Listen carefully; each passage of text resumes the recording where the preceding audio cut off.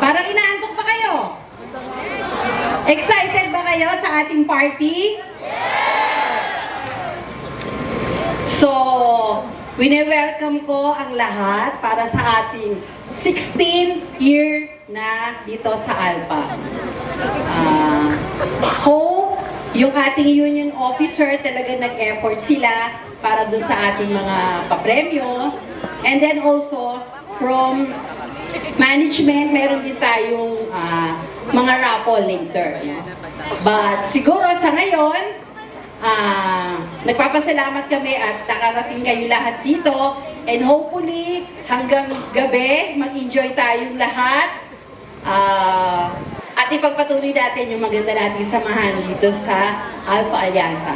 Also, syempre, hindi naman makukumpleto to, syempre, kung walang support from other distributors and from top management.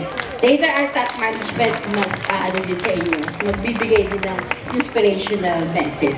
But for now, siguro, bago yung second part, mag-first part muna tayo ng draw nung mga raffle para medyo habang piniprepare yung ating dinner. Okay?